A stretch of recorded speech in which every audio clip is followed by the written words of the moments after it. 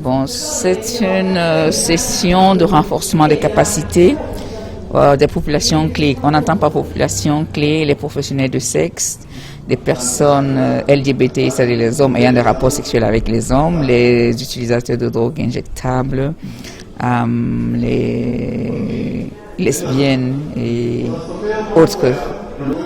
Bon, cette formation s'inscrit dans le cadre de la mise en œuvre du plan stratégique national de lutte contre le VIH dans ses axes 4 et 5 qui portent sur l'environnement favorable aux populations clés. Qu'est-ce qu'on vise pour cette formation avec cette cible particulière?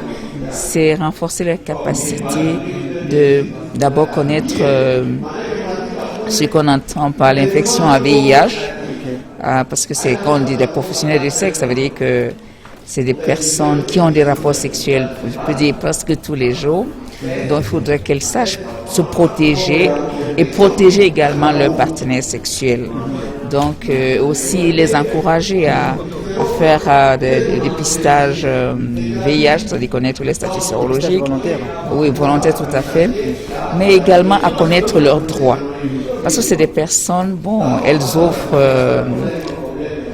elles ont des clients, des partenaires sexuels multiples tout le temps parce que c'est leur profession. Et parfois également, elles sont victimes de certains abus, dont des viols ou alors d'autres personnes.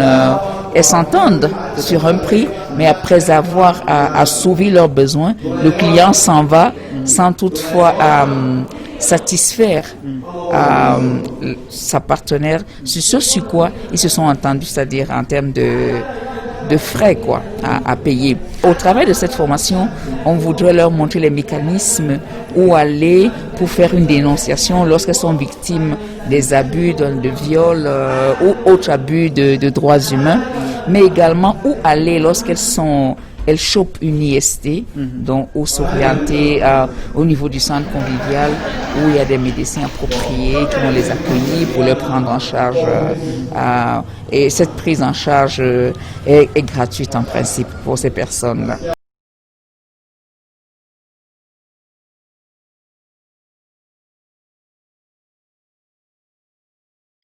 Voilà, je crois que les femmes qui sont dans la salle, c'est notre public cible que nous appelons les populations clés.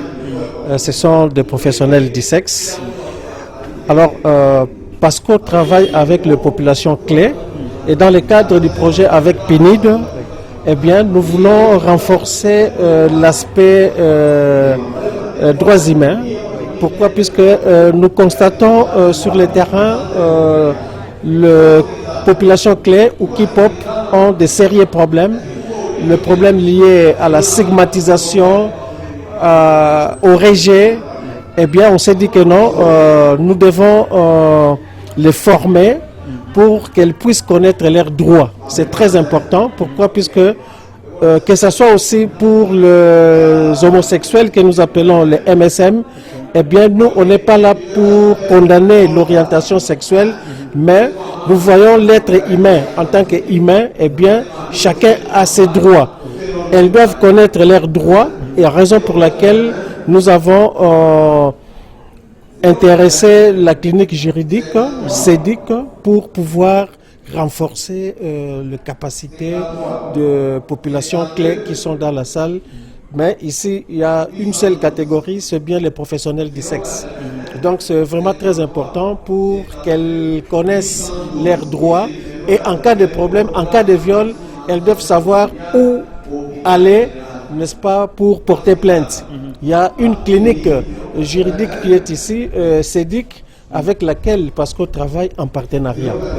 Donc voilà notre raison ici à Kalemi. Voilà, le message clé vis-à-vis de la population de Kalemi, eh bien, elles doivent mettre en tête que le VIH existe. Pourquoi? Puisque pour l'instant, avec la Covid-19, les gens ont tendance, n'est-ce pas, à oublier le VIH en disant que puisqu'il y a certains qui disent que non, pour le moment, c'est bien la Covid qui a pris la place du VIH. Et pourtant, le VIH est toujours là.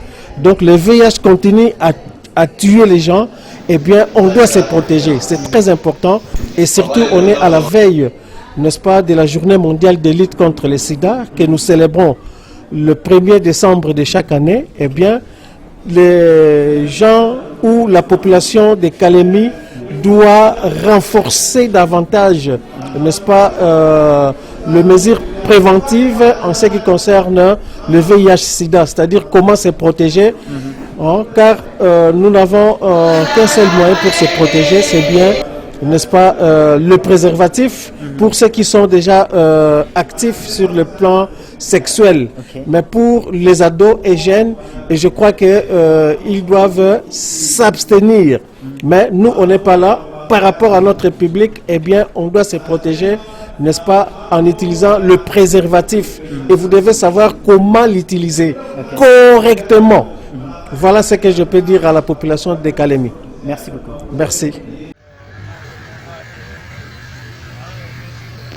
Oui, la formation est vraiment très importante parce que j'ai appris beaucoup de choses à ce qui concerne les VIH-Sida.